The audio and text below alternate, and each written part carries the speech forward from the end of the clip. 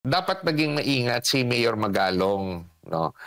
Bago niya tinanggap sana yung appointment niya sa Independent Commission for Infrastructure, which is an appointive post, yung tanong, handa ba siyang mag-resign as an elective mayor of Baguio? Bakit ko nasabi yun? Dahil merong provision sa Constitution, Article 9B, Section 7, na nagsasabi doon na if you're an elective official at hindi ka pwedeng tumanggap ng any appointive post, no? So, at the time when he took his oath of office at inaccept yung position sa Independent Commission for Infrastructure, may legal question dyan eh. Ibig bang sabihin automatically resigned na siya as Mayor of Baguio? Kasi by provision of the Constitution, nagsasabi na no elective official shall be eligible for appointment or designation in any capacity to any public office or position during his tenure. Elective official ka, then nagpa-appoint ka. So, at the time when you took an oath of office for appointment, automatic hindi ka na mayor ng Baguio. Whether or not your intention is good. Binigyan niya lang ng sakit sa ulo ang sitwasyon niya. Nasa konstitusyon yan eh, kahit anong batas yung gawin mo, kalaban dyan, kahit presidente pa ng Pilipinas yung magsasabi na papayag sa ganyang arrangement, may susobra pa ba sa konstitusyon? Ano bang masasabi po ninyo na si Mayor Benji Magalong ng Baguio City ay nagbitiw bilang isa po sa mga advisor nito pong ICI na itinatagpo ng Pangulong Bongbong Marcos Jr.? Sa aking personal na opinion, bago sana tinanggap ni Mayor Benji Magalong, alam naman na I'm giving him the presumption of the doubt na he really means well, no? Yung sa kanyang advocacy at wala sigurong aamin na public official nga magsasabi na nagsaside siya sa korupsyon. Lahat, kahit yung persons involved, magsasabi na kontra sila sa korupsyon. Pero dapat maging maingat si Mayor Magalong, no? Bago niya tinanggap sana yung appointment niya sa Independent Commission for Infrastructure, which is an appointive post, yung tanong, handa ba siyang mag-resign as an elective mayor of Baguio? Bakit ko nasabi yun? Dahil merong provision sa Constitution, Article 9B, Section 7, na nagsasabi doon na if you're an elective official, at hindi ka pwedeng tumanggap ng any appointive post, no? So, at the time when he took his oath of office at inaccept yung position sa Independent Commission for Infrastructure, may legal question dyan eh. Ibig bang sabihin automatically resigned na siya as Mayor of Baguio?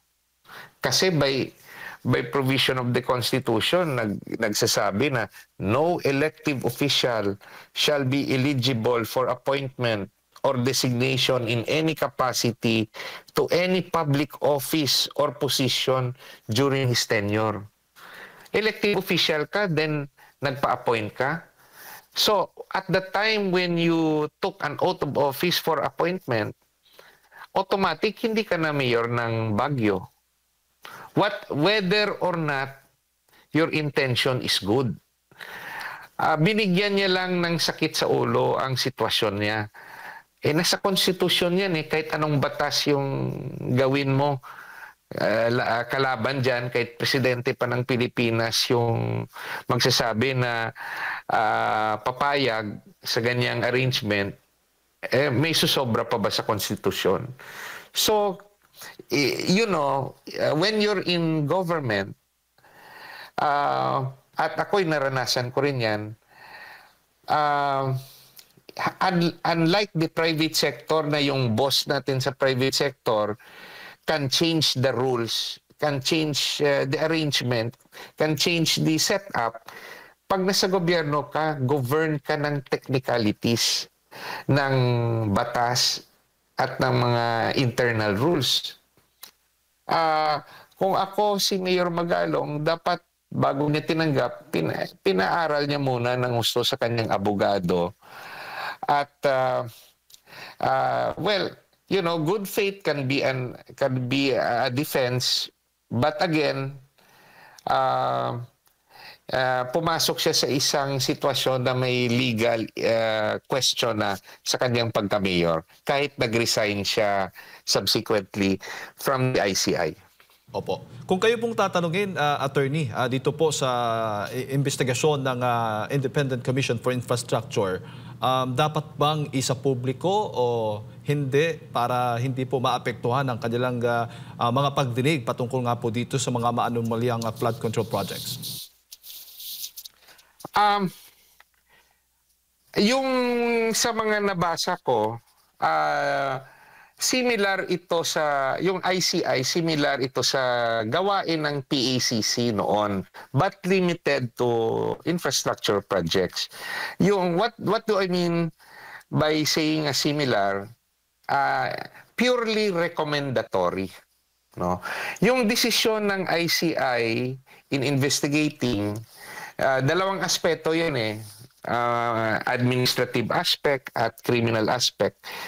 Gaya ng PCC, pag nag-imbestiga ang opisina, yung findings, final findings ng PACC at itong ICI, recommendatory lang. It will still depend on the President of the Philippines or kung may limitasyon up to the Executive Secretary or Office of the President kung aaprubahan yung findings ng ICI. Just like sa PACC. So, during sa PACC, it's really confidential. No? It's confidential. Kaya nga kami noon, hindi namin pwedeng isiwalat ano yung aming investigasyon kasi it's part of the rules nung ginawa yung executive order. So, kung ito similarly situated yung ICI at sinabi ng executive order ni Pangulong Marcos na confidential, wala tayong magagawa. It's confidential. Whether it is the right thing to do or not, it's a different thing, no? Kasi yung ICI, it's just a product of the Office of the President. Parang gumawa siya ng additional investigating body.